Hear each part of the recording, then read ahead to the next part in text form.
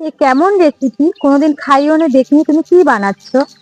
Hello বন্ধুরা, তোমরা সবাই কেমন আছো? আশা করি ভালো আছো, সুস্থ আছো, আমি ভালো আছি।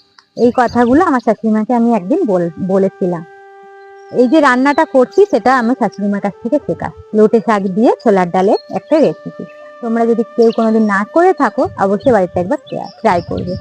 এই রেসিপিটা যখন করেছিলেন উনি করোনার সময়, ছোলা দিতেন কন্ট্রোল থেকে, তখন তো অনেক ছোলা ভিজিয়ে রাখতেন, সকালে উঠে সেটা খোসা ছাড়িয়ে লোটে শাক, কুমড়ো শাক, কুমড়ো ডাঁটা এইসব দিয়ে আলাদা আলাদা করে রান্না করতেন।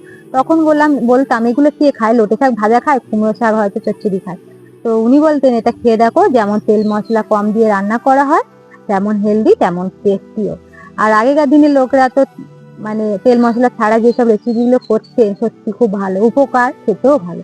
তো আমি সেটা শিখে গেছি, তখন ভালো লাগতো, এখন আমি নিজেই করি। ফোড়নে শুধু কালো জিরে দিয়েছি, 2-1 কোয়া রসুন, কাঁচা লঙ্কা আর পেঁয়াজ দিয়েই করছি রেসিপিটা আর কি। উনি তো তখন হয়তো পেঁয়াজ রসুন না থাকলে এমনি ছাড়াই করতেন, তাতেই আরো সুন্দর টেস্ট হতো। তো যাই হোক, একটুখানি গুঁড়ো হলুদ, নুন আর সামান্য চিনি। তো দেখো এমন হয়েছে, সত্যি অসাধারণ লাগে। কুমড়ো শাক পাট শাক দিয়ে করলেও ভালো লাগে, মানে আলাদা আলাদা করে, একসাথে না। একটু ঝোল করলেও ভালো লাগতো। তো আমি ভাজা ভাজা করেছি, বাড়িতে যদি তোমরা না করে থাকো একবার অবশ্যই ট্রাই করো।